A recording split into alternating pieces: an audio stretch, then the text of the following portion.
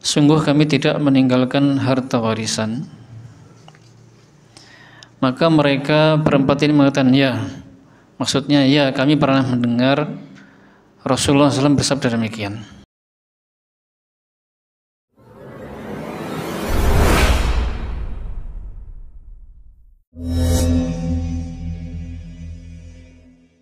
Bismillah.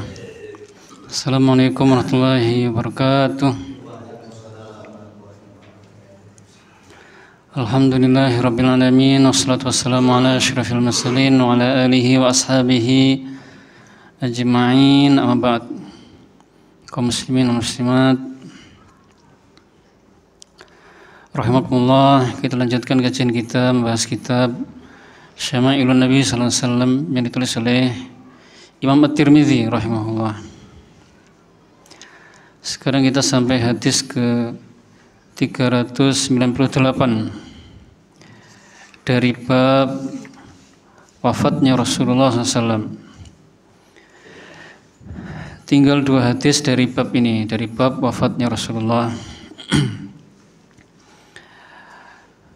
Qala al-mu'allif rahimahullah, Nasr bin Ali telah menceritakan kepada kami, ia berkata, Abdullah bin Zubair telah menceritakan kepada kami, Syekh Bahili Qadim Basri, ia berkata, Thabit al-Bunani telah menceritakan kepada kami dari Anas bin Malik radhiyallahu anhu, ia berkata, ketika Rasulullah sallallahu alaihi wasallam menghadapi kepayahan sakaratul maut, Fatimah berkata, alangkah payahnya wahai ayahku. Rasulullah SAW menjawab, tidak ada lagi kepayahan atas ayahmu setelah hari ini. Sesungguhnya telah datang kepada ayahmu sesuatu yang tidak dapat dihindari oleh siapapun. Demikian yang akan terjadi hingga hari kiamat. Di dalam hadis ini, Anas bin Malik, seorang sahabat yang mendapatkan gelar Khadimur Rasul, pelayannya Rasulullah SAW, menceritakan ketika Rasulullah SAW menghadapi beratnya atau pedihnya sakaratul maut, Fatimah, putrinya Rasulullah SAW, mengatakan, alangkah payahnya wahai ayahku. Maksudnya, alangkah pedihnya ayahku ini, alangkah beratnya musibah yang sedang dialami oleh ayahku ini, betapa kasihannya ayahku ini. Maksudnya begitu Pak ya. Ini menunjukkan betapa sayangnya Fatimah kepada Rasulullah SAW.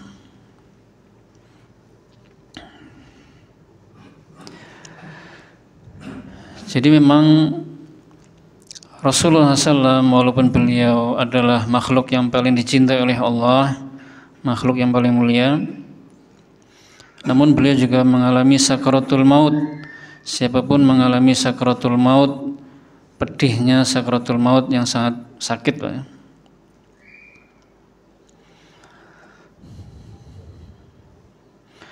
Maka dari itu Rasulullah SAW akhirnya menenangkan Fatimah dengan 3 perkataan beliau. Yang pertama adalah, tidak ada lagi kepayahan atas ayahmu setelah hari ini. Artinya tidak ada lagi setelah hari ini kepedihan, sakit, karena setelah hari ini aku akan wafat. Dan tentunya setelah beliau wafat, beliau akan mendapatkan banyak nikmat Pak ya, kebahagiaan dan kegembiraan di alam kubur. Kemudian beliau menenangkan yang berikutnya, yang kedua adalah, sesungguhnya telah datang kepada ayahmu sesuatu yang tidak dapat dihindari oleh siapapun. Jadi Fatimah, kamu jangan sedih, maknanya begitu Pak ya. Jangan sedih, jangan khawatir, karena siapapun akan didatangi oleh kematian. Maksudnya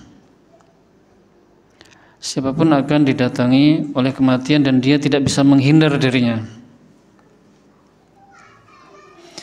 Walaupun ayahmu ini seorang rasul, dia juga akan mati.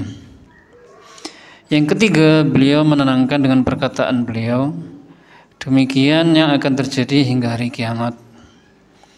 Maksudnya, kita nanti akan bertemu di hari kiamat dalam keadaan baik, insya Allah dengan izin Allah. Keadaan kita nanti di hari kiamat bertemu di atas kebaikan.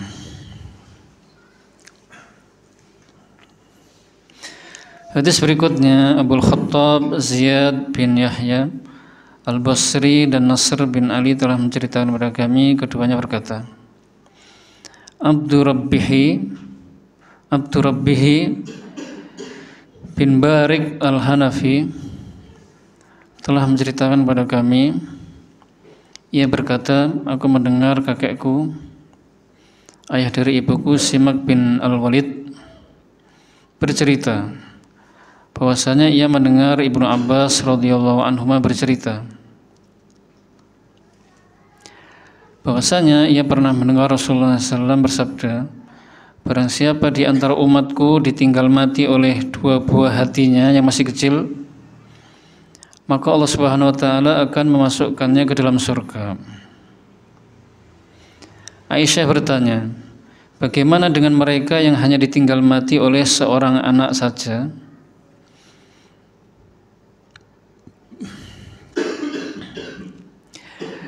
Begitu juga yang hanya ditinggal mati oleh satu anaknya saja. Wahai wanita yang diberi taufik, karena Aisyah memang diberi taufik oleh Allah Subhanahu wa taala. Aisyah bertanya lagi, lalu bagaimana dengan umat Anda yang tidak ditinggal mati oleh anaknya? Beliau menjawab, kepergianku, maksudnya kematianku, bagaikan kematian anak mereka. Mereka tidak pernah ditimpa musibah yang lebih besar dari kepergianku, maksudnya dari kematianku.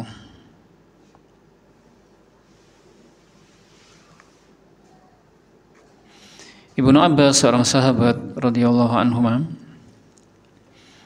menceritakan bahwasanya dia pernah mendengar Rasulullah SAW sabda. Yang sabdanya itu pertama menjelaskan tentang keutamaan orang tua yang ditinggal mati anaknya, yang anaknya itu masih kecil. Beliau mengatakan, barang siapa di antara umatku yang ditinggal mati oleh dua anaknya, maksudnya masih kecil, maka Allah akan memasukkannya ke dalam surga. Anak di sini berarti mencakup laki-laki dan perempuan. Tapi juga ada syaratnya, minimal syaratnya adalah sabar. Baik ayah maupun ibu bersabar ketika dua buah hatinya meninggal. Maka pahalanya dimasukkan dia ke dalam surga. Dan tentu orang tuanya beriman, Pak ya. Lalu Aisyah bertanya lagi. Ini menunjukkan cerdasnya Aisyah radhiyallahu anha. Kalau orang tidak cerdas mungkin setelah diberitahu begitu mungkin kurang tanggap ya, mungkin oh begitu saja diam. Tapi Aisyah bertanya lagi, bagaimana jika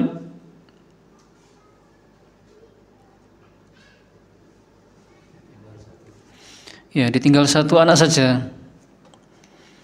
Maka Rasulullah SAW mengatakan sama, intinya sama Pak ya. Dia juga akan dimasukkan ke dalam surga. Orang tuanya akan dimasukkan ke dalam surga.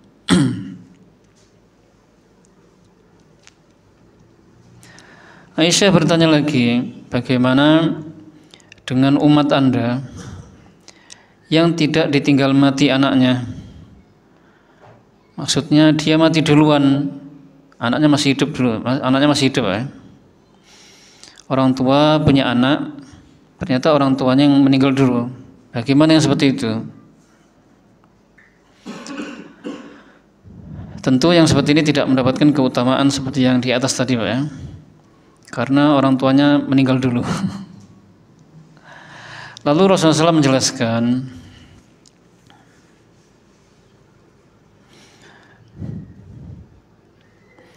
kematianku bagaikan, bukan sama Pak ya, bagaikan kematian anak mereka. Jadi kematian Rasulullah itu seakan-akan seperti kematian anak mereka. Karena kematianku adalah musibah yang sangat besar. Tidak ada musibah yang lebih besar daripada kematianku bagi umatku ini. Dan dulu pernah dijelaskan di hadis yang dulu-dulu bahwasanya ketika Rasulullah SAW itu wafat Pak, maka itu benar-benar musibah yang paling berat yang ditimpa oleh para sahabat, yang menimpa para sahabat. Ketika Rasulullah SAW awal-awal hijrah dari Makkah ke Madinah, maka Madinah itu langsung cerah ceria. Bahagia, suasananya betul-betul hati bahagia. Tetapi ketika Rasulullah SAW wafat, maka suasana kota Madinah itu langsung digambarkan seperti gelap. Suasananya itu gelap. Itu kata kiasan Pak ya, yang maksudnya adalah sedih. Para sahabat sangat sedih. Yang mana wafatnya Rasulullah itu, kepedihannya itu melebihi atau lebih besar daripada kematian anak-anak mereka. Jadi seorang sahabat punya anak 1, 2, 3, 4 sampai 10 misalnya, semuanya mati misalnya Pak, itu masih kalah besarnya musibah itu dibandingkan, masih kalah dengan wafatnya Rasulullah SAW. Karena dengan wafatnya Rasulullah, wahyu telah terputus, telah selesai Pak.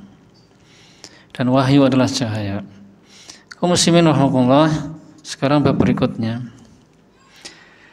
Bab majaa fi mirathi Rasulullah SAW, bab tentang harta warisan Rasulullah.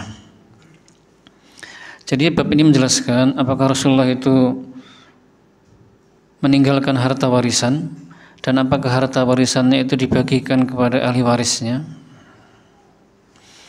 Hadis pertama dari bab ini, Ahmad bin Mani' telah menceritakan kepada kami, ia berkata, Husain bin Muhammad telah menceritakan kepada kami, ia berkata telah menceritakan kepada kami Israel dari Abu Ishaq dari Amr bin Al-Harith, saudara laki-laki Juwairiyah, ia berkata, Rasulullah SAW tidak meninggalkan harta warisan kecuali pedang, seekor bigol, dan tanah yang dijadikan sebagai sedekah. Hadis ini menunjukkan atau menjelaskan bahwasanya harta warisan Rasulullah itu sangat sedikit Pak, tidak banyak, hanya satu pedang yang beliau gunakan untuk perang, kemudian seekor bigol. Bigol itu adalah hasil perkawinan silang antara kuda dengan keledai. Perkawinan kuda dengan keledai, lalu lahirlah bigol. Bigol ini pun juga hadiah ya.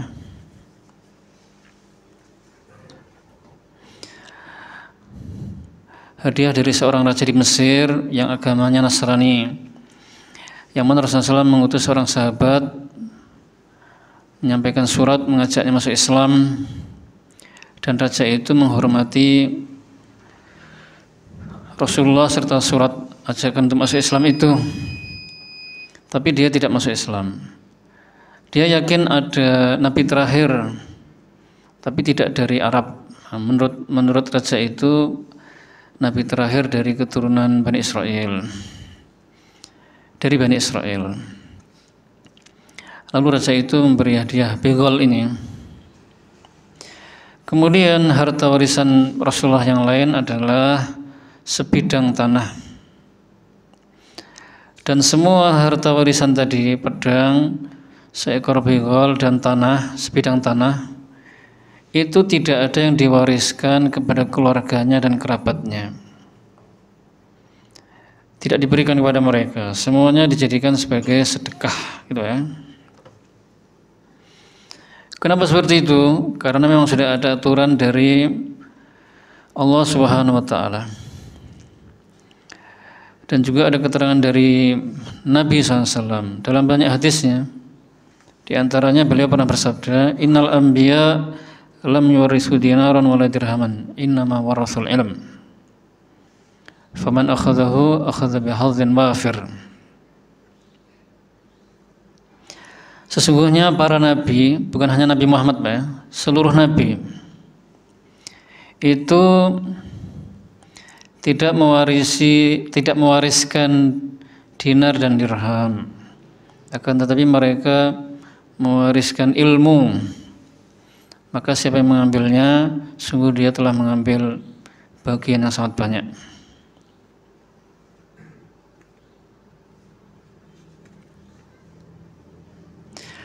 Hadis berikutnya, Muhammad bin Al-Muthanna telah menceritakan kepada kami, ia berkata, Abul Walid telah menceritakan kepada kami, ia berkata, Hamad bin Salamah telah menceritakan kepada kami dari Muhammad bin Amr, dari Abu Salamah, dari Abu Hurairah radhiyallahu anhu.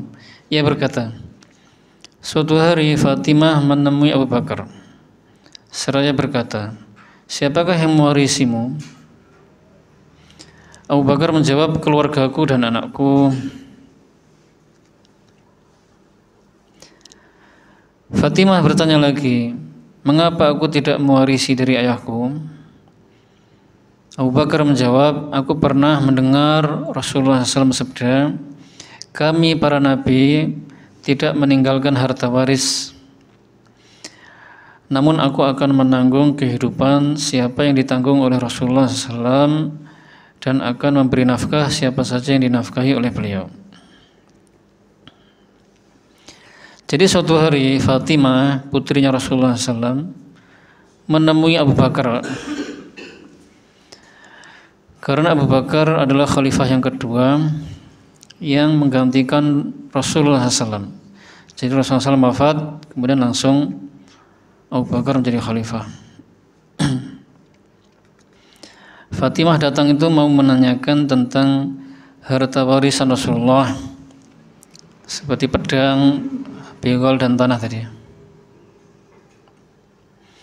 Tapi dia memulai dengan pertanyaan, wahai Abu Bakar, siapakah yang akan mewarisimu?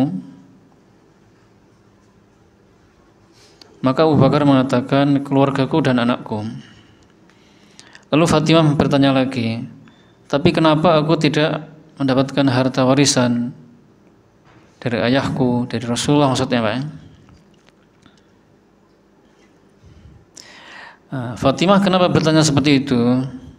Bisa jadi Fatimah memang belum pernah mendengar hadis tentang bahwasanya para nabi termasuk Rasulullah tidak mewariskan hartanya. Makanya dia bertanya seperti itu kepada Abu Bakar. Akhirnya Abu Bakar menjelaskan, aku pernah mendengar Rasulullah SAW sabda, kami para nabi tidak meninggalkan harta waris. Maksudnya kami para nabi, harta-harta kami itu tidak kami wariskan kepada keluarga kami.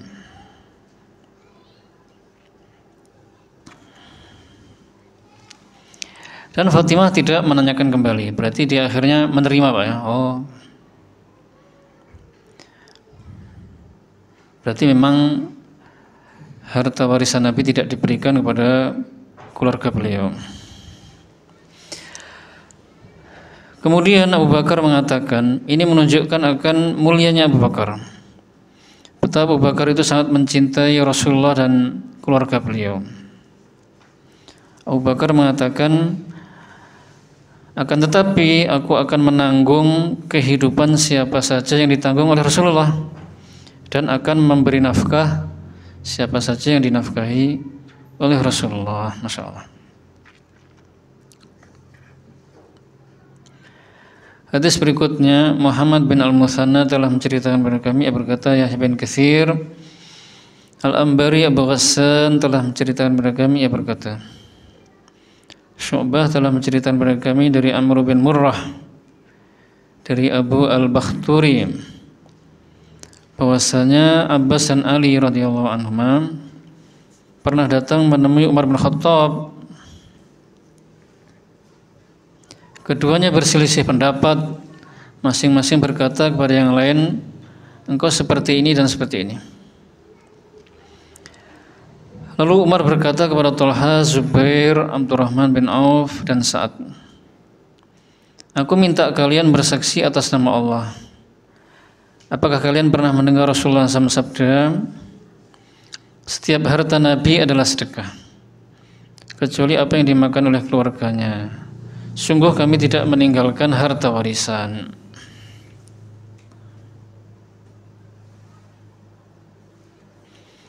Jadi suatu ketika Al-Abbas paman Nabi dan Ali bin Abi Thalib sepupunya Nabi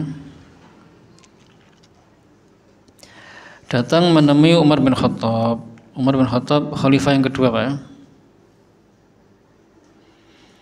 Wallahu alam, apa mereka juga belum mendengarkan hadis bahwasanya Nabi tidak meninggalkan harta warisan, Pak. Maksudnya tidak dibagikan kepada keluarganya. Bisa jadi memang belum tahu. Keduanya berselisih, Al-Abbas dan Ali bin Abi Thalib ini berselisih pendapat. Masing-masing mengatakan bagianmu nanti ini, maksudnya gitu. Bagianku ini.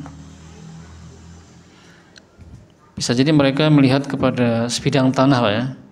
Bagianmu nanti segini, masing-masing mengatakan begitu kepada yang lain. Setelah bertemu dengan Umar dan disampaikan kepada Umar, maka Umar bertanya kepada 4 orang. Yang 4 orang itu memang sebelumnya sudah ada bersama Umar, di sisi Umar.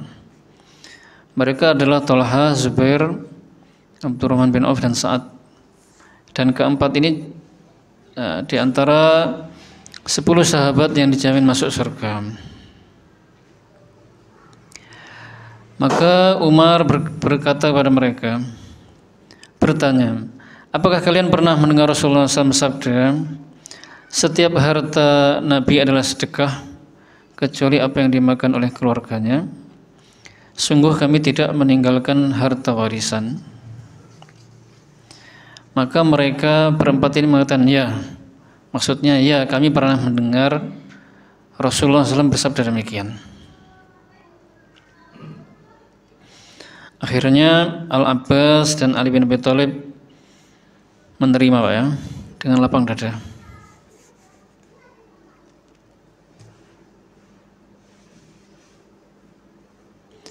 Kalau kita beda dengan Nabi, Pak. Kalau kita punya harta warisan, jangan sampai tidak dibagikan kepada keluarga, Pak, ya.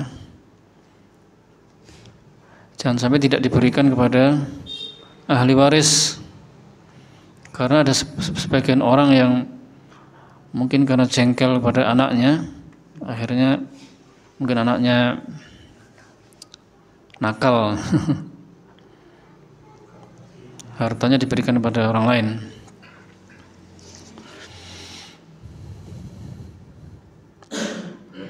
Padahal kenakalan yang tidak mengharuskan dia tidak mendapatkan warisan, Pak.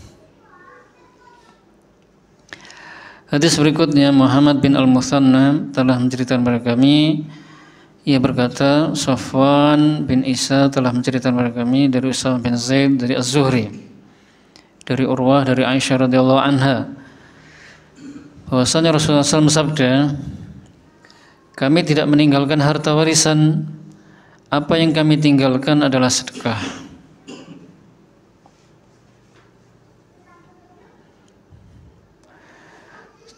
Nah, hadis ini sama dengan hadis yang tadi di atas. Jadi harta warisan yang ditinggalkan oleh Rasulullah itu adalah sedekah untuk kaum muslimin.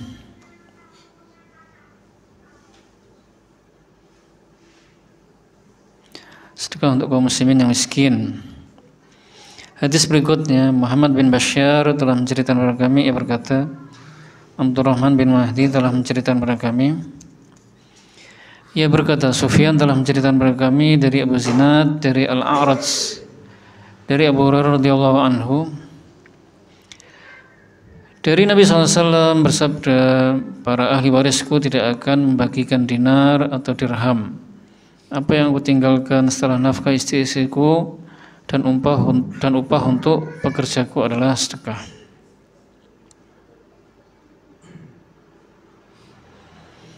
Hadis ini juga semakna dengan hadis yang tadi di atas, Pak, ya. Jadi harta warisan Nabi itu sedekah, tidak diwariskan kepada ahli waris beliau. Atau harta warisan beliau itu sementara saja untuk nafkah secukupnya, kemudian setelah itu disedekahkan. Maksud dari hadis ini begitu.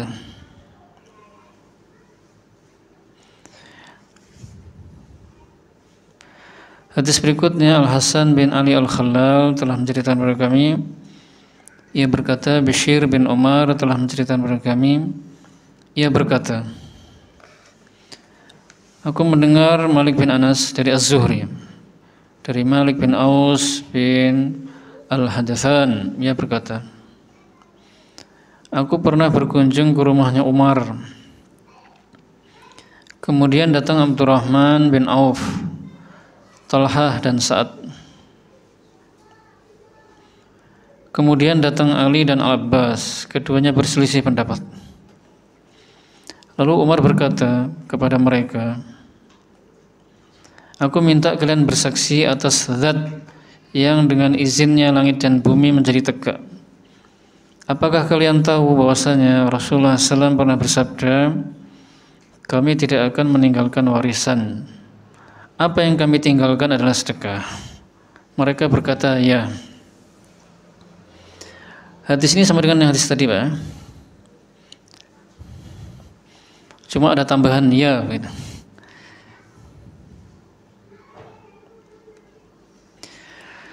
Hadis yang terakhir dari bab ini, Muhammad bin Bashar telah menceritakan kepada kami. Ia berkata, Abdurrahman bin Mahdi telah menceritakan kepada kami. Ia berkata, Sufyan telah menceritakan kepada kami dari Asim bin Bahdalah, dari Zir bin Habash, dari Aisyah radhiyallahu anha. Ia berkata, Rasulullah SAW tidak meninggalkan dinar, dirham, tidak pula kambing dan unta. Ini menunjukkan kejujuran Aisyah radhiyallahu anha. Aisyah radhiyallahu anha adalah salah satu istrinya Rasulullah. Berarti beliau termasuk ahli warisnya Rasulullah. Tapi Aisyah tidak berbohong, Pak, ya. Aisyah menjelaskan bahwasanya Rasulullah tidak meninggalkan dinar, dirham, tidak pula kambing dan unta. Maksudnya harta warisan beliau kalaupun ada, itu untuk sedekah.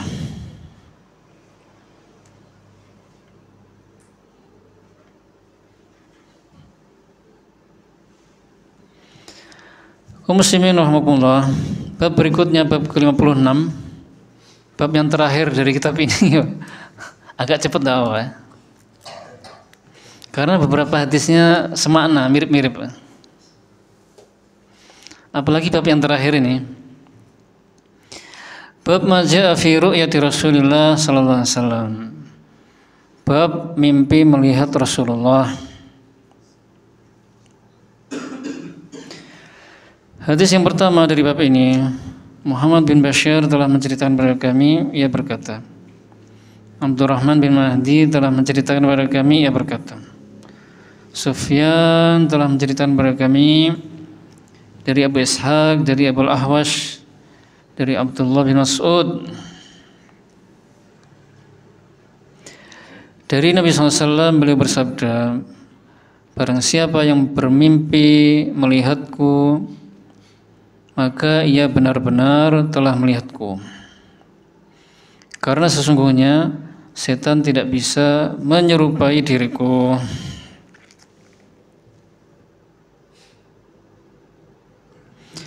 Jadi kaum muslimin, barang siapa yang bermimpi melihat Rasulullah SAW dengan sifat-sifat yang telah disebutkan di dalam hadis persis, maka berarti dia telah benar-benar melihat Rasulullah SAW. Maksudnya melihat bentuk beliau ya, wujud beliau persis, bukan melihat tubuh beliau, tidak, atau melihat ruh beliau, tidak, tapi melihat bentuk yang persis gitu. Betul-betul Nabi. Alasannya apa? Karena sesungguhnya setan itu tidak bisa menyerupai diriku.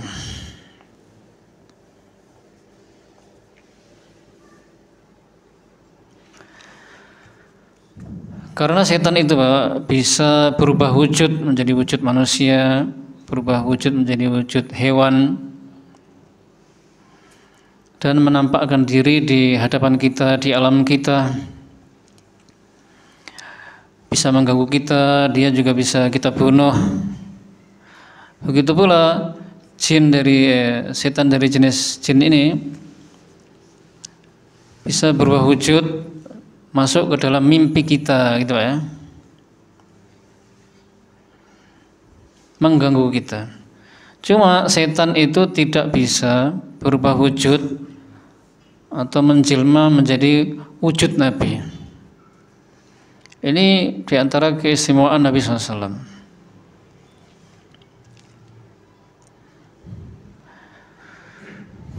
Tetapi setan itu bisa mengaku aku Nabi begitu, di dalam mimpi bisa.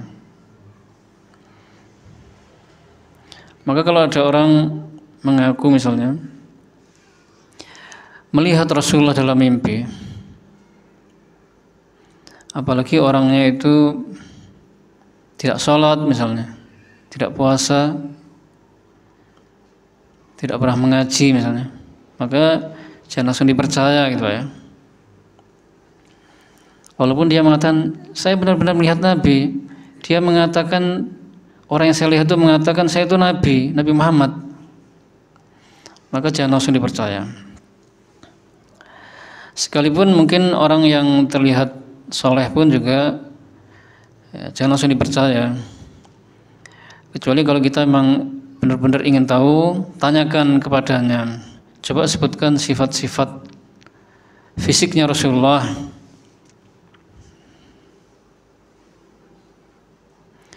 Kalau ternyata dia menyebutkan, misalnya saya melihat orangnya tampan sekali, ini sudah betul Pak ya, karena memang tampan. Terus diteruskan, pakai jubah, tapi jubahnya sampai ke lantai misalnya. Nah, ini baru salah Pak ya. Karena Rasulullah SAW tidak pernah isbal. Atau misalnya pakai jubah tidak isbal, jenggotnya panjang, lebat, karena memang jenggotnya lebat Pak ya, menutupi leher dan dada bagian atas. Lalu dia mengatakan rambutnya keriting misalnya, salah sudah.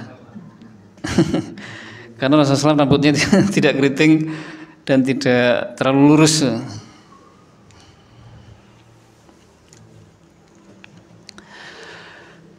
Tapi kalau dia menyebutkan seperti yang disebutkan dalam hadis-hadis yang pernah kita baca Pak ya, wajahnya itu tampan, kulitnya putih kemerah-merahan, tapi merahnya memang tipis ya.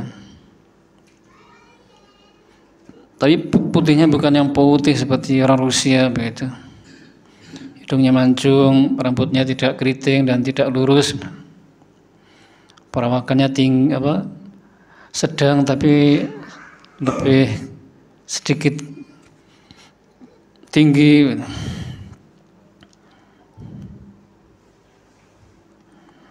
Wajahnya bulat tapi tidak terlalu bulat, dan sebagainya.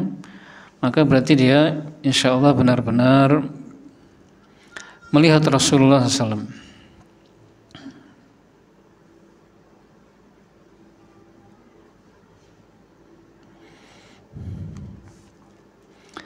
Dan zaman sekarang banyak orang-orang yang mengaku melihat Nabi ya. bahkan melihat dalam keadaan sadar, maka ini tidak benar. Kalau dalam keadaan sadar tidak benar, ya. Kalau dalam mimpi baru, ini ada hadisnya. Kalau dalam mimpi bisa, mungkin.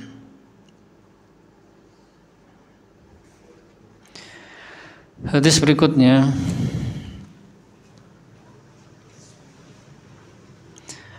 Muhammad bin Bashar dan Muhammad bin Al-Muthanna telah menceritakan kepada kami, keduanya berkata, Muhammad bin Ja'far telah menceritakan kepada kami, ia berkata, Syu'bah telah menceritakan kepada kami dari Abu Hasin, dari Abu Saleh, dari Abu Hurairah radhiyallahu anhu, ia berkata, Rasulullah SAW sabda, barang siapa bermimpi melihatku, maka benar-benar ia telah melihatku.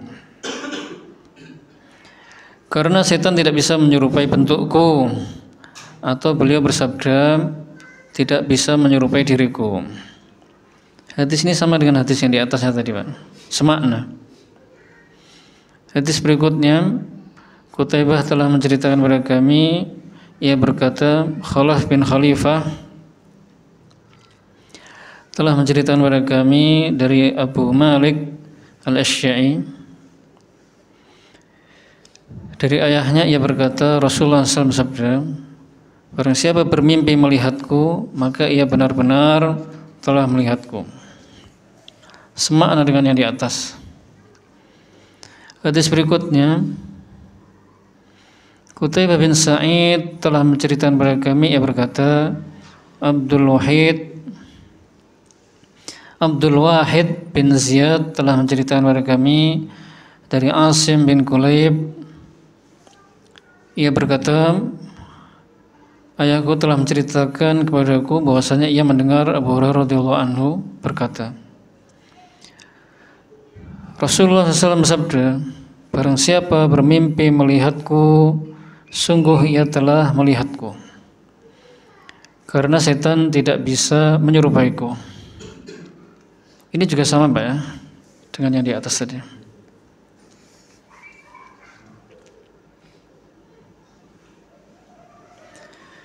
Hadis berikutnya, Muhammad bin Bashar telah menceritakan kepada kami, ia berkata, Ibnu Abi Adi dan Muhammad bin Ja'far telah menceritakan kepada kami, keduanya berkata, Auf bin Abi Jamilah telah menceritakan kepada kami dari Yazid Al-Farisi, ia menulis mushaf, ia berkata,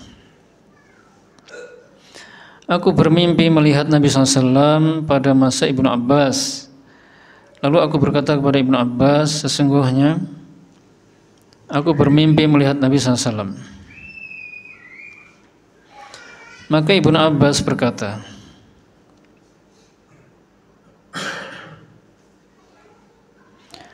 sesungguhnya Rasulullah SAW bersabda, sesungguhnya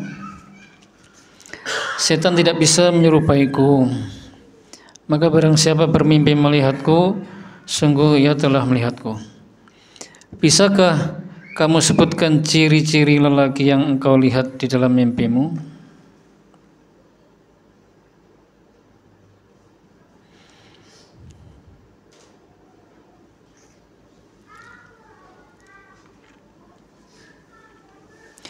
Jadi Yazid Al-Farisi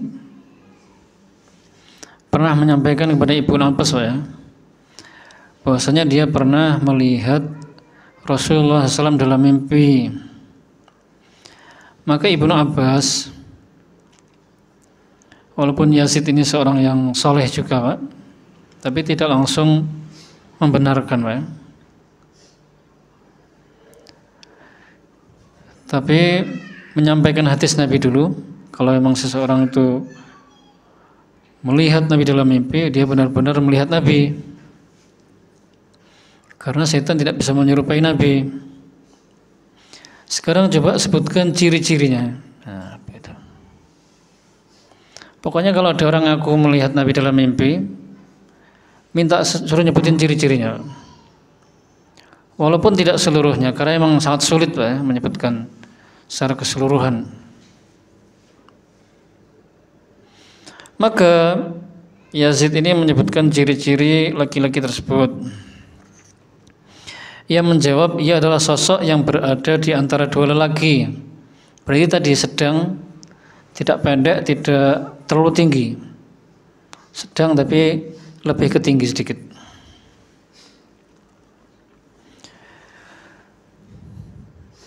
Tubuh dan warna kulitnya coklat kemerah-merahan, cenderung putih.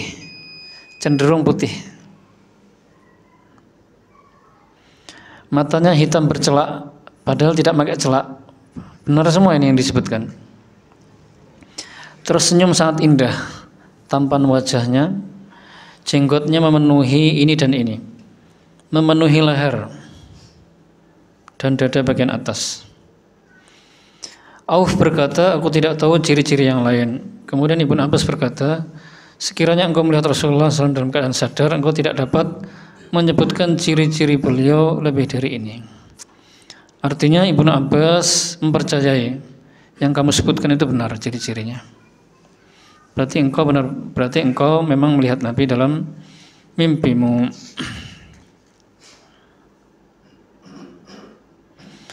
Hadis berikutnya, Abdullah bin Ziyad telah menceritakan kepada kami, ia berkata, Ya'qub bin Ibrahim bin Sa'ad telah menceritakan kepada kami, ia berkata, anak saudaraku telah menceritakan kepada kami, anak Syiba Az-Zuhri dari pamannya, ia berkata, Abu Salamah berkata, Abu Qatadah berkata, Rasulullah SAW sabda, barang siapa melihatku, yakni dalam mimpi, sungguh ia telah melihat diriku dengan sebenar-benarnya.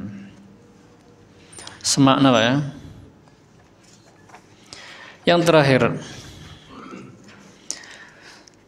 satu hadis lagi, Abdullah bin Abdurrahman Ad-Darimi telah menceritakan kepada kami, ia berkata, Mu'alla bin Asad telah menceritakan kepada kami, ia berkata,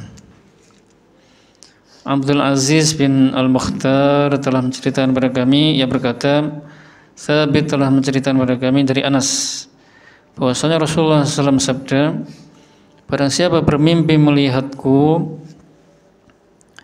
sungguh ia telah melihatku, karena setan tidak bisa menjelma menyerupai diriku. Lalu beliau bersabda, mimpi seorang mukmin adalah salah satu dari 46 bagian nubuwah. Hadis ini juga semakna dengan hadis yang sebelumnya Pak ya. Cuma ada tambahan, Rasulullah SAW sabda, mimpi seorang mukmin adalah salah satu dari 46 bagian nubuwah. Artinya seseorang yang mimpi indah, apalagi mimpi melihat Rasulullah, itu adalah kabar gembira untuknya. Allah alam kabar gembiranya apa Pak ya. Semoga kita bisa mimpi melihat Rasulullah SAW, serta mudah-mudahan kita nanti masuk surga dan bertemu dengan Rasulullah SAW. Semoga dengan kita mempelajari kitab ini, kita semakin mencintai Nabi Muhammad SAW dan semakin berpegang teguh pada sunnah beliau. Akhirul kalam, alhamdulillahirabbil alamin. Wassalamualaikum warahmatullahi wabarakatuh.